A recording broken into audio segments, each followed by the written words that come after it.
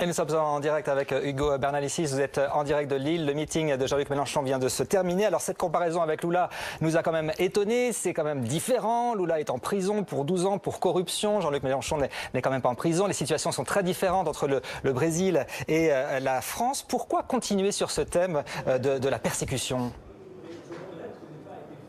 Mais attendez, je crois que vous avez mal suivi le meeting, parce que si vous êtes arrêté à Lula, il y a un petit problème. C'est-à-dire qu'on a aussi parlé de tous les syndicalistes, tous les écologistes qui sont poursuivis en France. Je dis bien en France, avec des peines de prison ferme, des amendes, etc. Donc c'est pas juste une histoire de Lula.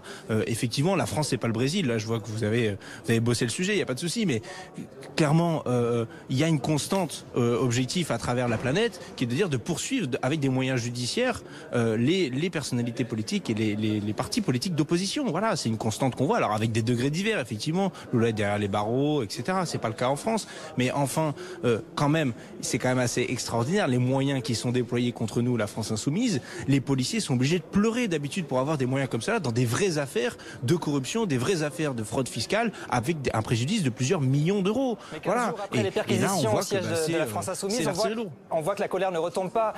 Il se dit ce soir donc victime d'une judiciarisation de la vie politique. Mais François Molins ce matin a dit qu'il avait agi en toute indépendance. Nicole Belloubet dit qu'elle n'était pas informée des perquisitions.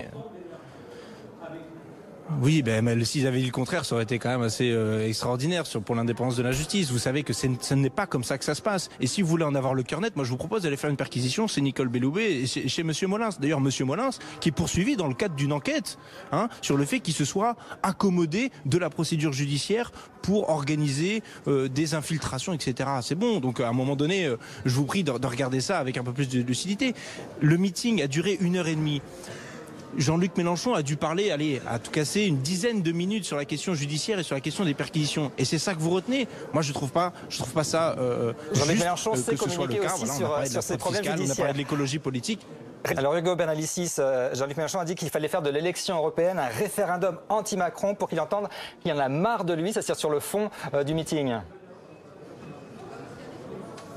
Oui, on est pour un référendum contre Emmanuel Macron pour ces élections européennes, parce qu'Emmanuel Macron ne fait qu'appliquer la politique de la Commission européenne et de ses prédécesseurs par ailleurs. Donc finalement les choses se confondent. Donc pour nous c'est vraiment le cas. Mais je voudrais revenir un peu sur toutes les bêtises qui ont été dites sur votre plateau quand même.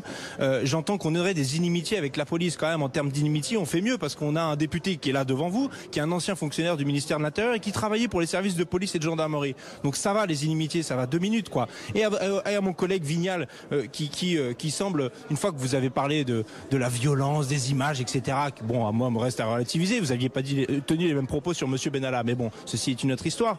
Il y a un problème avec l'indépendance de la justice dans ce pays. Il y a un problème de trop plein de pouvoir pour le procureur de la République. Vous ne pouvez même pas contester ces décisions. On a un projet de loi sur la justice qui arrive, là, devant nous. Et qu'est-ce qu'on fait? On va donner encore plus de pouvoir au procureur de la République, notamment sur les techniques spéciales d'enquête. Je vous prie de m'écouter. On va pouvoir poser des balises, mettre sur écoute, prendre possession des téléphones à distance sur le seul fait d'un procureur qui n'est pas indépendant, avec aucune égalité des armes, aucun accès pour la défense à son propre dossier. Voilà, c'est ça la justice qu'on veut? Non, c'est pas ça la justice qu'on veut. Ce n'est pas la justice. Ça, c'est le parquet et c'est l'instrumentalisation politique de la justice qui continue. Et quand on disait que même en matière de terrorisme, on va donner la parole à Patrick Vignal.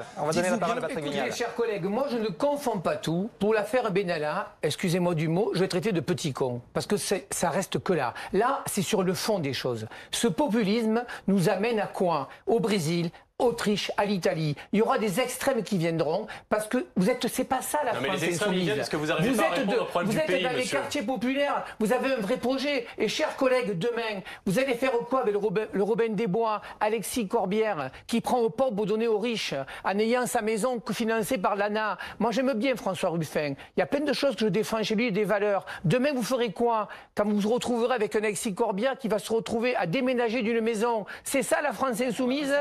C'est pas possible. Alexis Corbière aurait bénéficié d'aide sociale pour rénover son appartement. C'est le nouveau arnaqueur des pauvres. Je veux bien qu'ils nous disent qu'on est le président des riches, qu'on fait les poches des retraités. Mais vous êtes en train de faire la poche des pauvres. Et ça, c'est pas possible parce que moi, j'aime la France insoumise. Je travaille à Montpellier, Muriel-Rességuier. Je vais dans les centres de rétention avec elle. Je porte un territoire à zéro choix en longue durée. Je n'accepte pas cette classe politique, qu'ils soient de droite ou de gauche. Ce sont des ripoux, il faut qu'ils dégagent. Et faites du ménage chez vous, croyez-moi, parce que vous le le méritez. Et votre réponse, Hugo Bernalicis, et ensuite on passe à la suite. Oui, non mais il y a pas de... je sais pas, on m'entend ? Allez-y. Oui, vous m'entendez, pardon. Il n'y a pas de ripou, de je sais pas quoi. On est tout à fait honnête et des militants investis et qui faisons de la politique, c'est tout, ni plus ni moins. Et vous verrez que l'enquête montrera qu'il n'y a rien du tout. Alors bon, moi je vois les outrances de Monsieur Vignal qui parle qu'on aurait eu des aides sociales, etc. Je vous renvoie vers le communiqué de presse de mon collègue Alexis Corbière. Et oui, ça vous arrache peut-être la bouche de constater qu'avant, parce que c'est ces revenus N-1 qui ont été pris en compte pour avoir ça, comme n'importe quel citoyen, ça vous arrache la bouche de vous rendre compte qu'en fait, oui, Alexis Corbière n'était pas un nanti, n'était pas un riche, il était enseignant, il galérait dans la vie avec ses 3 gamins, voilà, et il était militant politique. Peut-être que ça vous arrache la bouche parce que vous êtes né avec une cuillère d'argent dans la bouche, ou vous êtes maintenant avec une cuillère d'argent dans la bouche en tant que député de la République en marche. C'est votre monde, pas le nôtre. Et oui, c'est vous qui appauvrissez les gens, c'est vous qui augmentez la taxe sur le carburant, c'est vous qui avez augmenté les APL, c'est vous qui augmentez les cotisations pour les mutuelles, soi-disant pour rembourser les soins dentaires et optiques. Donc ne faisons pas des faux procès là où il n'y a pas besoin. C'est pas ça de la politique. Je suis désolé.